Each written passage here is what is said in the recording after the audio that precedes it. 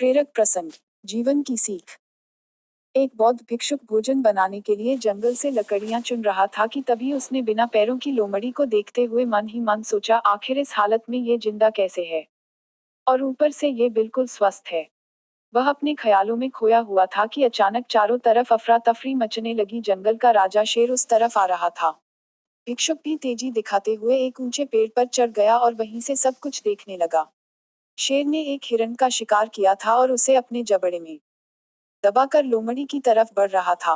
पर उसने लोमड़ी पर हमला नहीं किया, बल्कि उसे भी खाने के लिए मांस के कुछ टुकड़े डाल दिए। ये तो घोर आश्चर्य है, शेर लोमड़ी को मारने की बजाय उसे भोजन दे रहा है। भिक्षुक बुदबुदाया, उसे अपनी आंखों पर भरोसा नहीं हो रहा था। इसलिए वह अगले दिन फिर वहीं आया और छिपकर शेर का इंतजार करने लगा। आज भी वैसा ही हुआ। शेर ने अपने शिकार का कुछ हिस्सा लोमड़ी के सामने डाल दिया। यह भगवान के होने का प्रमाण है, भिक्षुक ने अपने आप से कहा। वह जिसे पैदा करता है उसकी रोटी का भी इंतजाम कर देता है।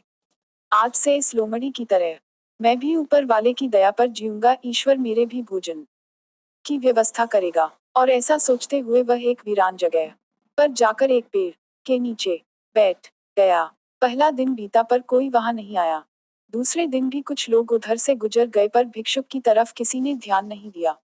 इधर बिना कुछ खाए पिए वह कमजोर होता जा रहा था। इसी तरह कुछ और दिन बीत गए। अब तो उसकी रही सही ताकत भी खत्म हो गई। वह चलने फिरने के लायक भी नहीं रहा। उसकी हालत बिल्कुल मृत व्यक्ति की तरह हो चुकी थी कि तभी एक महात्मा उधर से गुजरे और भिक्षुक के पास पहुंचे। उसने अपनी सारी कहानी महात्मा जी को सुनाई और बोला, अब आप ही बताइए कि भगवान इतने निर्दयी कैसे हो सकते हैं? क्या किसी व्यक्ति को इस हालत में पहुंचाना पाप नहीं है? कोट, बिल्कुल है, महात्मा जी ने कहा, लेकिन तुम इतने मूर्ख कैसे हो सकते हो? तुम ये क्यों नहीं समझे कि भगवान तुम्हें उस शेर की तरह बनते देखना चाहते थे, लोमड़ी की तरह नहीं। शिक्षा। हमारे जीवन में भी ऐसा कई बार होता है कि हमें चीजें जिस तरह समझनी चाहिए उसके विपरीत समझ लेते हैं। ईश्वर ने हम सभी के अंदर कुछ न कुछ ऐसी शक्तियां दी हैं जो हमें महान बना सकती हैं, जरूरत है कि हम उन्हें पहचानें।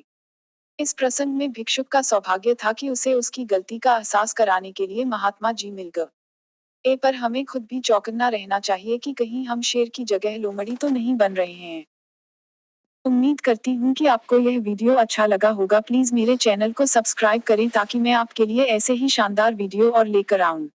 आप मेरे वीडियो को लाइक और शेयर भी कर सकते हैं जिससे मुझे हौसला मिले। धन्यवाद। सदैव प्रसन्न रहिए।